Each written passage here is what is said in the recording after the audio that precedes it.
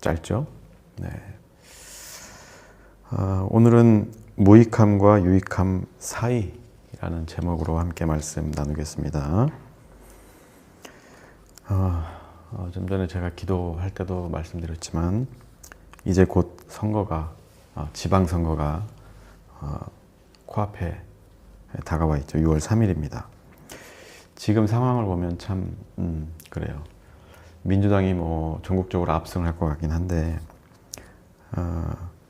지금 많은 시끄러운 이야기들이 여기저기 있습니다. 뭐 관심 없으신 분들은 뭐 모르실 수도 있고 하지만 아무튼 뉴스에서 연일 보도되는 것들 보면 어떤 지금 특히 제가 살고 있는 지역의 호남 갈등, 네, 이런 문제들도 튀어나오고 여기에 대해서 갑론을박하고 논평을 내고 비평을 하는 사람들도 많이 있어요. 서로 다른 결을 가지고 민주당 이재명 대표가 대통령이 되고 민주당이 지금 과반 의석을 확보한 상태에서 지방선거도 이제 민주당이 압승을 하게 되면 민주당은 무소불위의 권력을 갖게 되죠. 이런 상황에서 이런 잡음들이 들리는 거는 뭐 다른 이유도 여러 가지 있겠습니다만 결국에는 민주당 내에서의 어떤 권력 구도, 네, 권력을 한 푼이라도 더 차지하기 위한 어떤 보이지 않는 암투 같은 것들이 있다, 이렇게 이해해 볼 수가 있습니다. 그래서 민주당 의원들이나 뭐 민주당의 스피커를 자처하던 그런 매체들이 연일 누가 맞네, 누가 틀리네 하면서 옳고 그름에 대해서 이렇게 이야기하고 민주진영 내에서도 서로 분열하는 조짐들이 이렇게 보이고 있어요. 사람들이 그래요. 옳고 그름에 대한 판단, 뭐 논리적으로 뭐 정반합의 논리를 가지고 맞는 것처럼 이야기하죠. 뭐 다 틀린 말도 아니고 다 맞는 말도 아닌 것 같긴 합니다만 아무튼 크게 보면 뉴 이재명과 뭐 과거의 친문 세력 뭐 이런 식으로 해서 나눠서 누구에게 권력이 더 집중되어야 하느냐, 이 싸움인 것 같아요. 그래서 어떤 사람들은 뭐 조국 혁신당도 옛날 친문 세력으로서 어떤 권리가 있고 뭐 하여간 그런 얘기들은 맞는지 틀린지 저는 모르겠어요. 예, 뭐 일정 부분 보면은 민주주의를 앞당기는데 윤석열을 탄핵시키고 하는데 조국과 조국 혁신당도 뭐 큰 몫을 담당한 건 사실이긴 하잖아요. 예. 그런데 지금 뭐 평택을에서 국민의힘이었다가 철새처럼 날라온 사람하고 누가 당선이 되어야 되느냐 뭐 이런 걸 가지고 하는데 저는 조국 대표가 왜 굳이 거기를 나갔을까 하는 생각도 들고, 예, 조국 대표가 조금 기다렸다가 2년밖에 안 남았잖아요, 국회의원. 그때 한번 나왔으면 어떨까 하는 생각도 들고 뭐가 맞는지는 모르겠습니다. 아무튼 이렇게 뭐 이재명과 친문 뭐 이런 식으로 대결 구도를 만들어가고 있는 양상을 많은 국회의원이나 진보 세력이라고 하는 그런 스피커들, 유튜버들이 이렇게 만들어가고 있다는 것은 뭐 주지의 사실이 아닌가 싶어요. 굳이 그렇게 나누는 이유는 저는 모르겠지만 아무튼 그렇게 하고 있다라는 겁니다. 이게 근데 생각해 봐야 될 것이 누구를 위한 것이냐, 누구를 위해서 편을 가르고 누구를 위해서 자꾸 어떤 논리를 만들어내서 자신들의 진영에 유리하게 그 이야기를 하느냐. 이 초거대 여당이 이제 되는 건데 자기 입지를 넓히고 차기 국회의원 선거나 2년 뒤에 있을, 또 그 다음에 뭐 대권, 이런 전국에서 자신들의 어떤 정치적 이해득실 관계를 따지면서 누군가를 띄우거나 누군가를 폄훼하는 이런 일들을 하는데 혈안이 되어 있는 모습이에요, 지금. 이게 누구를 위한 것이고 누구에게 이익이 되느냐, 우리가 한번 생각해 볼 문제입니다. 제가 볼 때는 그냥 어떤 쪽이 맞든 틀리든 간에 둘 다 미친 게 아닌가 싶어요. 자기들이 어떻게 보면은 윤석열 탄핵시키고 새로운 민주정부를 탄생시켰으니까 거기에 어떤 공신으로서의 어떤 마땅한 처우나 대접 아니면 어떤 상을 바라는지도 모르겠어요. 그런 대우받으려고 이재명을 뽑았느냐, 우리 국민들이. 그건 아니잖아요. 이재명을 필두로 해서 강력한 힘을 쥐어준 거는 이 내란을 빨리 종식하고 심판하고 또 나라를 잘 살게끔 해라. 여태까지 윤석열이가 얼마나 개판을 쳐놨는지 뭐 다 아실 테니까요. 아무튼 어떤 자리에서든 이재명 정부를 도와서 그간의 어떤 불이함들을 제거하고 정의로 나라를 다시 세워라 라고 하는 것이 국민들의 뜻이었는데, 그렇게 만들어준 힘을 가지고 서로 지금 싸움질을 하고 있다는 거예요. 지금 특히 저희 살고 있는 전라북도 같은 경우에는 돈봉투를 뿌리는 그 모습이 영상으로 나와가지고 당에서, 당 차원에서, 중앙당에서 그 사람을 컷오프 시키고 이원택이라는 사람을 도지사로 후보로 공천을 했는데, 네, 거기에 불복해서 지난 지사가 무소속으로 나와가지고 이길 판이거든요.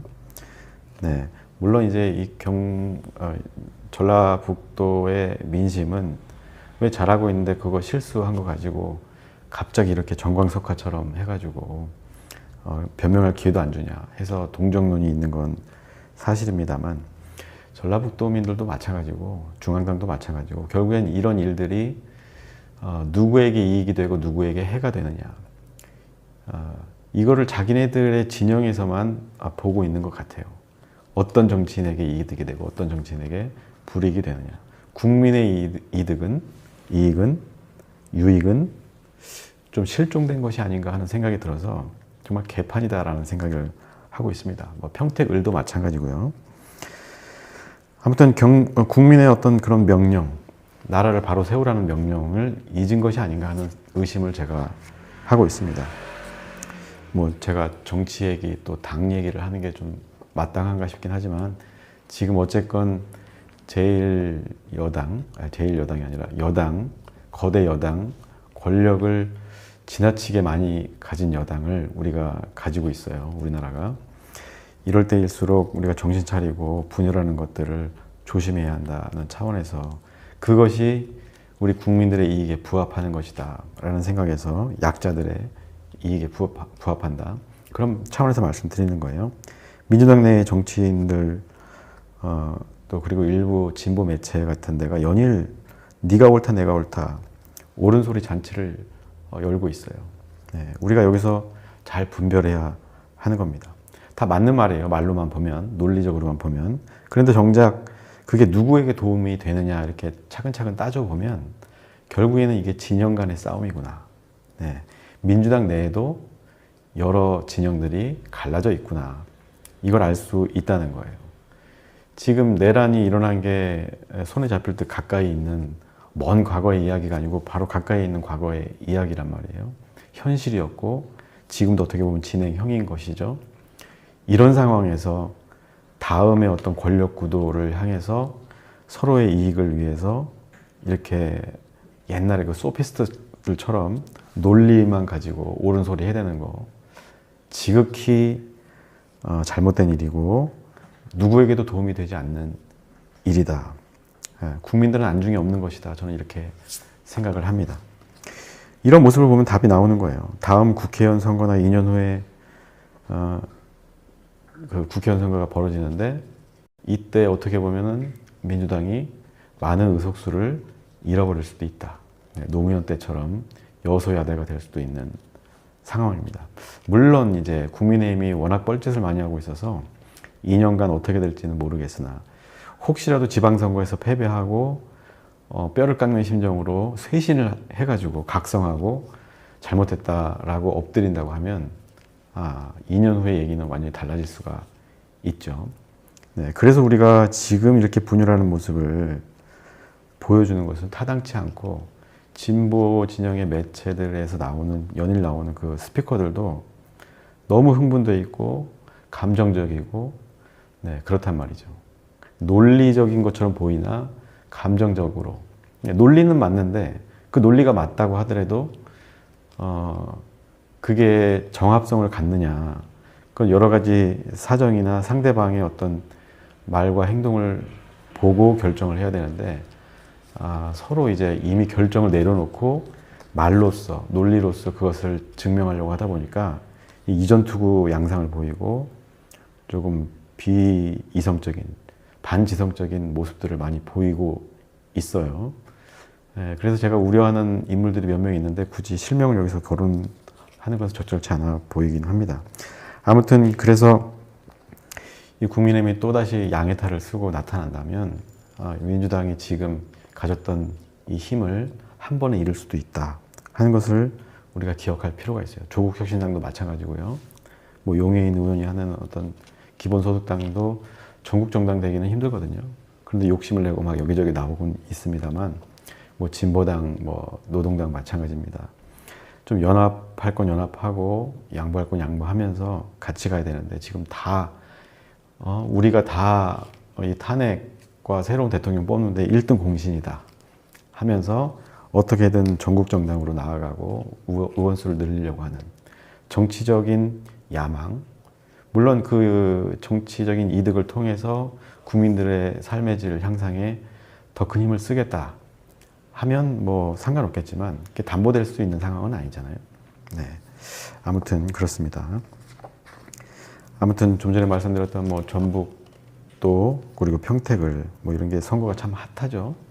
네. 관심 없으신 분들 뉴스 안 보면 모르겠지만 네, 굉장히 핫하고, 이 핫한 이유가 결국에는 집안 싸움, 이것 때문에 시끄러워서 사람들이 핫하게 자꾸 들여다볼 수밖에 없는 지경이 되었다. 저도 이제 지금 돈을 열심히 벌고 있어요. 지방선거, 그 보궐선거에 나온 어떤 국회의원 후보 사진 찍고 영상, 릴스나 이런 거 쇼츠 제작하면서 매일매일 보내고 있어가지고 잠도 제대로 못 자고 하는데, 제가 뭐 정청래 의원도 만나고 이 동네 이성윤 의원도 만나고 박주민 의원은 직접 보지 못했지만 박지원 의원도 만나고, 네. 그렇게 하면서 하는 얘기를 들어보면 다 똑같아요. 한결같이 하는 말이 민주당이 힘을 더 얻어야 된다, 힘을 더 달라, 이런 얘기를 하고 있어요. 민주당에게 힘을 더 달라는 이야기는 힘을 더 주면은 우리가 더 개혁을 빨리 하겠다 이 얘기겠지만, 그런 얘기는 정치적인 수사에 불과하고 실질적으로 우리 국민들에게 필요한 거는 그 지역의 현안들이나 우리가 앞으로 민주주의가 어떻게 발전해 나가야 될 것인가 고민하는 국민들이 염원하는 것들을 이루겠다는 어떤 목표를 말하고 그 꿈 같은 것들을 현실로 이렇게 이끌어내겠다는 확실한 약속이 필요한 건데, 그런 거 다 제쳐두고 민주당이어야 된다. 네, 저 사람은 저래서 안 된다. 저 사람은 룰을 어겼다. 이런 얘기만 하고 있는 걸 보면서 아무리 정치 구단이고 잔뼈가 굵은 분들이라고 하더라도 지금 뭔가 상당히 착각을 하고 있구나 이런 생각을 하게 되는 거예요. 네. 아무튼 이런 분열의 조짐은 여기저기서 보이고 후유증이 만만치는 않을 것 같습니다. 정치인들이 하나같이 유세를 하면서 국민을 사랑한다, 뭐 이렇게 직접적으로 표현하는 경우도 있고 뭐 아닌 경우도 있지만, 결과적으로는 국민들을 사랑하기 때문에 내가 이걸 해야 된다, 내가 당선되어야 된다 얘기하잖아요. 애정을 가지고 지역 발전을 이루겠다 소리를 칩니다. 그러나 자세히 들여다보면 권력을 얻는 것 그 자체를 목적으로 하는 듯한 모습들이 보여요. 제가 실제 유세 현장에서도 이렇게 보면 보입니다. 역사상 가장 강력한 여당을 만들어서 국민의 삶의 질을 높이겠다, 뭐 이런 순수함도 있겠지만, 한편으로는 이 기회에 내가 권력을 얻겠다, 이런 모습들도 보이는 거예요. 한몫 단단히 챙겨보겠다, 내가 공신으로서 1등 공신이든 2등 공신이든, 이런 모습도 보여서 씁쓸하기 그지없습니다. 국민을 사랑한다는 말, 그 이면을 우리가 들여다봐야 돼요. 저 사람 다 똑같은 말을 해요. 국민의힘도 국민을 사랑하고 지역민들을 사랑한다고 얘기하지만, 그 사랑한다는 말 이면에는 그 사람들의 욕망이 있을 수 있다는 거예요. 그래서 사랑이란 말로 현혹하는 사람, 그들이 진정으로 이루고자 하는 것이 자기 유익에 해당하는지, 남들의, 국민들의 이 유익에 해당하는지, 그에 연결되는지 우리가 살펴볼 필요가 있어요. 그냥 그 거창한 말, 옳은 말에 현혹돼서 그냥 그 사람을 찍기보다는 이 사람이 진정으로 국민을 위하고 지역민들을 위하는 것인가, 아니면 말로만 떠드는 사랑인가. 네, 쉽지 않죠? 네. 그러나 우리는 그것을 볼 수 있어야만 하는 겁니다. 현재 뭐 뉴스든 유튜브든 정보는 넘쳐나는데 옳은 말도 넘쳐나고, 근데 어느 놈이 진짜인지 가짜인지 우리가 구분하기가 참 어려워요. 과거의 소피스트들처럼 말은 잘하거든요. 말은 그럴싸하고 논리적이고 잘 맞는 것 같지만, 그래서 그 말이 맞았을 경우에 그 사람들 내세우는 것들 보세요. 상대방 저 사람은 안 된다. 이 사람이 옳다라고 진영 논리로 끌고 가거든요. 전제는 어떻게 맞는지 모르겠지만 그 결과가 누구의 유익으로 귀결되느냐, 이 점을 우리가 잘 봐야 하는 겁니다. 단순히 정치인의 어떤 유익을 위해서 간다, 이것은 가짜라는 것이죠. 지금 둘 다 진영들이 그런 것 같아요. 이것이 결국에는 국민들의 삶의 어떤 향상, 이 목적성에 부합하느냐를 따져야 되는 거예요. 네. 어떤 정치인의 유익에 부합하는 것이 아니라 국민의 삶의 향상, 이 유익에 부합하는지를 보고 우리가 후보를 선택할 필요가 있는 겁니다. 그래서 논리적으로는 완벽한 것 같지만 거기에 현혹돼서는 안 되는 것이고, 우리는 그 말 뒤에 있는, 그 이면에 있는 그 사람의 의도를 좀 파악할 필요가 있다 하는 겁니다. 사람을 좋은 사람, 나쁜 사람으로 딱 구분해서 말하기는 참 어려워요. 저도 한편으로는 착한 사람이지만 또 한편으로는 뭐 나쁜 사람일 수도 있거든요. 그런데 굳이 나눠본다면 오늘 본문의 말씀을 참고하면 되는 거예요. 참고하면 자기의 이익이 밝은가 아니면 모두의 이익을 추구하느냐, 이겁니다. 오늘 말씀이 뭐죠? 네. 누구든지 자기의 유익을 구하지 말고 남의 유익을 구하라. 네. 우리 그리스도인이라고 하면 내 이익도 중요하지만 내 이익보다는 남의 이익, 남의 유익을 위해서 봉사하고 헌신하라는 의미입니다. 특히나 정치인들이라면 자신의 이익보다는 국민들의 이익을 우선시하는 것이 맞는 것이죠.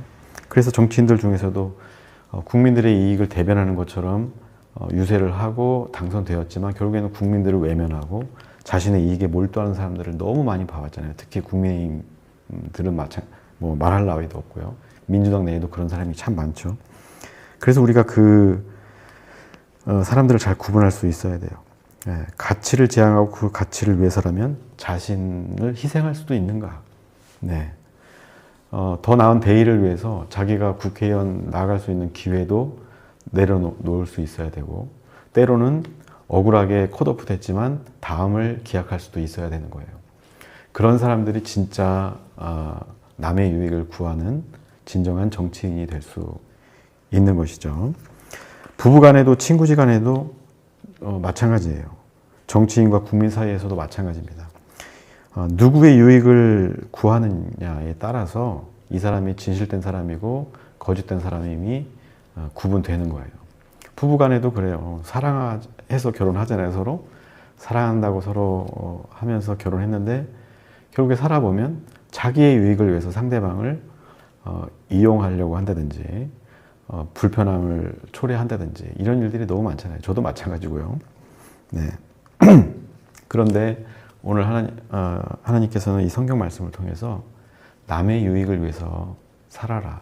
부부지간에도 내가 조금 억울하고 피해보는 것도 있더라도 상대방, 남편을 위해서, 부인을 위해서, 그 사람의 유익을 위해서 내가 좀 낮추고 절제하고 인내해라.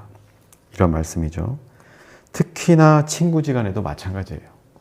서로의 유익을 위하는 것, 그것이 친구죠. 그게 아니면 비즈니스 관계인 거예요. 네, 선뜻 저에게 370만 원 빌려준 친구도 어떻게 보면 기회비용이잖아요. 그 370만 원을 다른 데 쓸 수 있는데 나에게 선뜻 빌려준 거 좀 감사드리고, 지금 일 열심히 하고 있으니까 조만간 이자와 함께 갚을 겁니다만, 아무튼 그런 거예요. 예, 쓸데없는 얘기했습니다.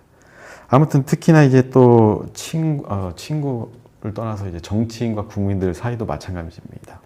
예, 정치인들이 누구의 유익을 구하느냐, 이걸 우리가 봤으면 좋겠어요. 그리고 진보 진영이든 어떤 유튜버의 말들을 잘 들어보세요. 누구의 유익을 구하고 있느냐, 저 사람이 어떤 편에 서서 이렇게 편파적으로 하진 않는가 잘 봐야 돼요. 그래서 민주진영 안에서도 여러 파가 있는데 이거저거 다 들어보고 뭐 유시민 얘기도 들어보고 누구 얘기도 들어보고 그리고서 우리가 중심을 잡아도 늦지 않는다 하는 겁니다.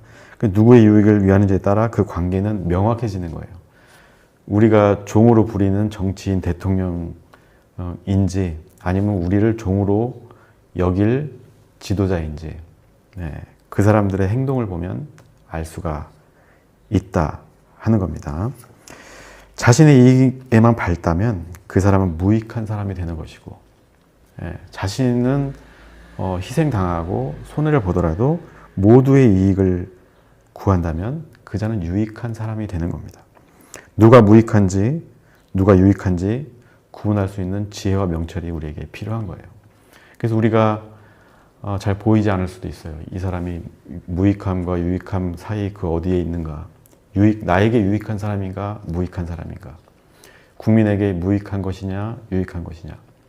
우리가 정말 신중하게 고민해야지 어떤 진영 논리에 빠져서 누가 옳다 그르다는 말에 현혹돼서 잘못된 선택을 하지 않기를 간절히 바랍니다. 그래야만 옳은 선택을 해야만 물론 실수는 할 수 있어요. 그러나 우리가 충분히 고민하고 이 말씀대로 모두의 이익을 구하는 유익을 구하는 사람들을 선별해서 찾을 수 있는 지혜를 가질 때 비로소 우리는 그리스도인으로서 이 세상에 하나님의 따뜻한 사랑과 은혜를 전할 수 있는 간접적으로나마 전할 수 있는 일을 하게 되는 것이다 는 점에서 우리 그리스도인들이 이런 세속 정치에도 관심을 가지고 또 제대로 참여도 해야 되고 비판도 할 줄 알아야 되고 비판을 받을 때는 겸허히 수용도 할 줄 알아야 한다 하는 겁니다. 6.3 지방선거가 코앞으로 다가왔어요. 이 선거가 우리가 그리스도인으로서 사는데 전혀 무관한 것이 아니고 오히려 직접적으로 맞닿아 있다는 사실을 우리가 기억하면서 꼭 선거 투표하시고 또 투표하기 전에 우리가 올바른 판단을 할 수 있도록 기도하고 하나님의 은혜와 또 지혜와 명철을 구하는 그래서 이 나라를 구하는 저와 여러분들 되시기를 주님의 이름으로 축복합니다.